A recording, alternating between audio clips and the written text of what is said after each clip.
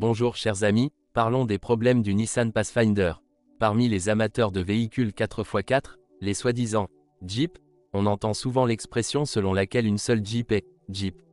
Je suis d'accord que le concept d'un véhicule léger qui s'attaque à des terrains plus difficiles est né dans l'industrie automobile américaine, mais à part la marque Jeep, l'industrie automobile américaine se concentre davantage sur les véhicules de type pick-up. D'un autre côté, Toyota, Nissan, Mitsubishi, Mazda et Isuzu ne sont que quelques-uns des constructeurs japonais qui jouent un rôle important dans le monde du 4x4. J'ai délibérément cité Toyota et Nissan en premier. Ces deux constructeurs sont depuis longtemps rivaux sur les marchés japonais et mondiaux, et sont également les producteurs les plus puissants sur la scène japonaise du 4x4. Leur gamme de modèles vont des petits quasi-SUV aux sérieux véhicules 4x4 capables de se rendre au bout du monde. Ce fait est important car il indique indirectement que le héros de notre histoire, le Nissan Pathfinder, est né. Il faut d'abord noter que le Pathfinder, avec le code châssis R51, 2005 à 2012, est la troisième génération de ce modèle. La première génération calquée sur Toyota et sa combinaison Hilux 4Runner a également conduit à la création du premier Pathfinder, ou SUV basé sur le châssis du modèle pick-up D21.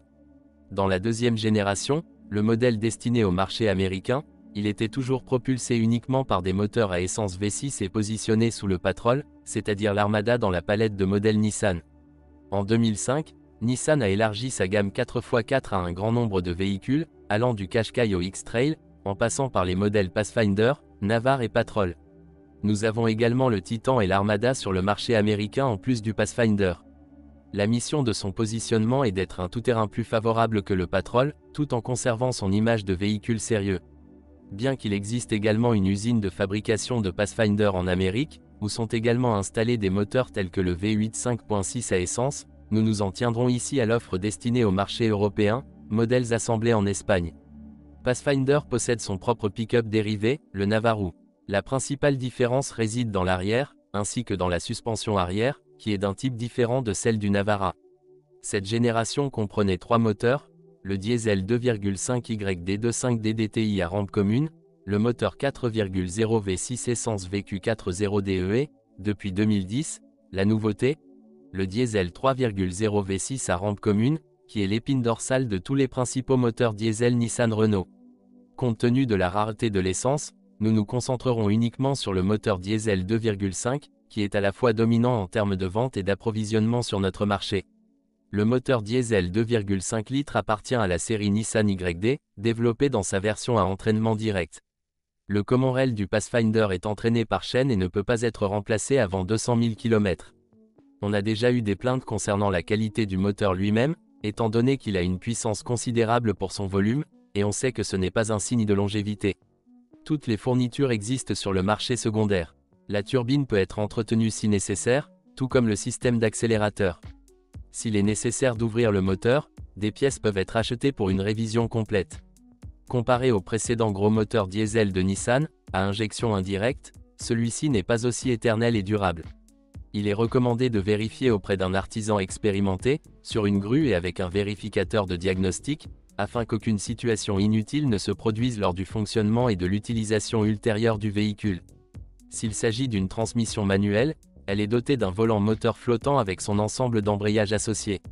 Il existe sur le marché des pièces de rechange, mais son prix n'est pas bas. Il existe également des kits EXEDY qui convertissent le système de volant flottant en volant fixe, avec le jeu d'embrayage associé. Les freins existent en aftermarket. Souvent, les billes supérieures et inférieures sont changées, mais heureusement, elles peuvent également être achetées en aftermarket. Le point sensible du Pathfinder est également le roulement avant de la roue, il va de pair avec le moyeu et l'installation du capteur ABS. Les capteurs ABS arrière ne sont à l'origine vendus que dans les packs de roues gauche et droite, mais peuvent être trouvés aux États-Unis beaucoup moins chers.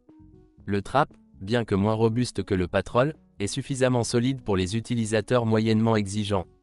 Des amortisseurs sont disponibles sur le marché des pièces de rechange de haute qualité, si nécessaire, ces derniers étant plus susceptibles d'être remplacés. Certains éléments, comme les petits objets et les plastiques, ont un prix très élevé car Nissan est cher en ce qui concerne les pièces d'origine. Certes, on en trouve de plus en plus sur le marché des voitures d'occasion à la casse, mais pas encore suffisamment pour aider en cas d'accident. L'expérience montre que le Pathfinder est une excellente combinaison entre un SUV et un SUV robuste avec châssis. Le Pathfinder n'est pas aussi robuste que les véhicules à essieux rigides classiques, car il dispose d'une suspension indépendante dans les deux sens, mais cela lui donne un avantage dans la conduite quotidienne sur asphalte, en raison de ses caractéristiques de passager bien meilleures. Le grand avantage de cette voiture est sa combinaison de transmission. Il n'y a pas de levier de boîte de vitesse manuelle, comme sur le Land Cruiser, mais le problème se règle via un interrupteur sur le tableau de bord. Il existe toutes les options de conduite, roue arrière uniquement, position 2WD, transmission intégrale avec différentiel central déverrouillé dit 4x4 à temps plein, position auto, transmission 4x4 avec différentiel central bloqué, position 4h, et transmission 4x4 réduite avec différentiel central bloqué, position 4LO. Associé à l'ESP et à des pneus adaptés, il offre de solides capacités tout-terrain dont un utilisateur ordinaire aurait besoin. Si vous êtes une personne qui a besoin d'une grande voiture avec beaucoup d'espace capable de relever la plupart des défis tout-terrain, et que vous ne voulez pas renoncer au confort de la conduite sur des chaussées asphaltées, vous avez la possibilité de payer au moins 600 € pour l'immatriculation annuelle et le prix d'achat du véhicule. C'est dire que le Nissan Pathfinder est une voiture qui peut être envisagée. Comme il n'y a pas de concurrent direct sur le marché Toyota 4Runner, mais plus cher, Land Cruiser, si vous avez trouvé un spécimen bien conservé et entretenu, c'est certainement une voiture tout-terrain d'une usine au Japon, bien qu'elle soit assemblée en Espagne, qui peut répondre à tous vos besoins.